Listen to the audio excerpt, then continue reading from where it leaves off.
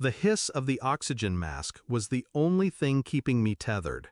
My chest burned, lungs clawing for air. Then his hand reached in, my father. He tore the mask off like it was nothing. "Save it for someone who matters," he spat. The room spun. My mother laughed, cruel and sharp. "Who would ever love garbage like you?" Their faces blurred above me while monitors screamed. For a moment I thought I'd die there, not from the surgery, but from the hands of the people who raised me. But I didn't die. I memorized that moment, and I swore it would be the last time they ever laughed at my pain. There was a time when I thought love was unconditional, that parents protected you, that family was sanctuary. When I was a child, I clung to them. My father, towering, untouchable. My mother, soft when she wanted to be. I believed their approval meant safety. But cracks showed early. Mockery disguised as jokes. Affection rationed out like currency. Every mistake recorded, replayed, weaponized. I told myself it was normal, that all kids lived like this. Until the hospital, until that mask. That was the day illusion died. Survival changes your eyes. After I walked out of that ward, scarred and stitched, I began to see patterns I had ignored. The way my father spoke about me when he thought I wasn't listening. Useless, always a burden. The way my mother smiled when others mocked me, never once defending. How the world saw them as respectable, generous, pillars of the community.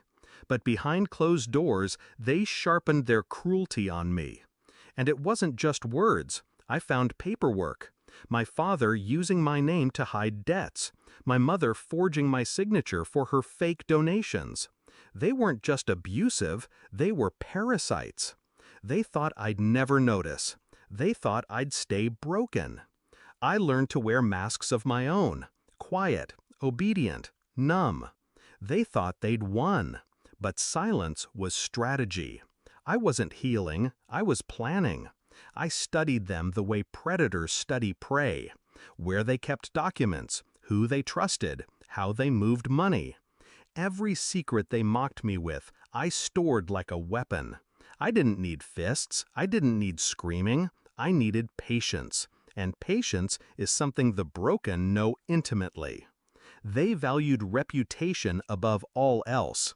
That was their weak spot. They needed the world to see them as perfect, loving parents, respected leaders, unblemished. So I decided, if they tried to take my breath, I'd take their mask, the one they wore for the world. I collected proof, bank records, emails, voice recordings, not stolen, just left unguarded by people who assumed I was too stupid, too weak, too sick to understand. I built my case like an architect, brick by brick. Fraud, embezzlement, abuse, every angle covered, every detail airtight. And I chose the place for the reveal carefully, their charity gala, the one night they paraded as saints before donors and cameras. Perfect. The hall shimmered with chandeliers, champagne, laughter, everyone they needed to impress. My parents worked the room like royalty, shaking hands, collecting praise, smiling wide, the very picture of benevolence. And then the screens lit up, not with the glossy promotional video they'd prepared, but with my father's voice. "Save it for someone who matters." My mother's laugh followed. "Who would ever love garbage like you?" The room fell silent. You could hear the wine glasses set down, the sharp intake of breath. But I didn't stop there. One by one, files appeared. Stolen funds traced through their accounts. Forged signatures. Audio of them mocking donors, sneering about dumb sheep giving us money. Their empire of lies unraveled in front of their guests, in front of the cameras.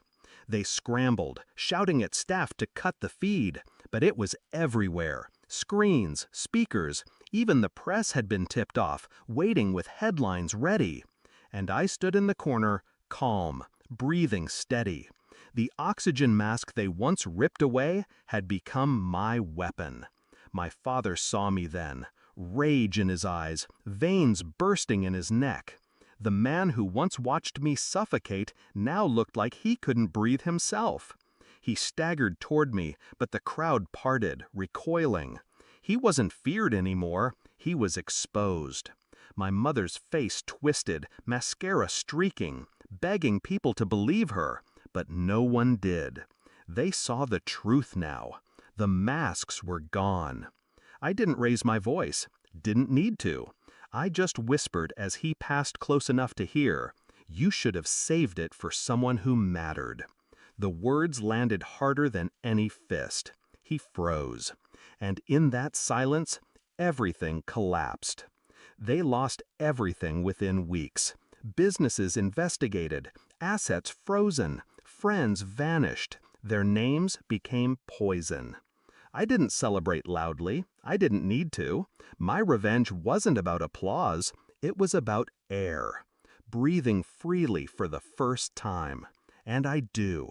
Every day. I inhale without fear, without their hands around my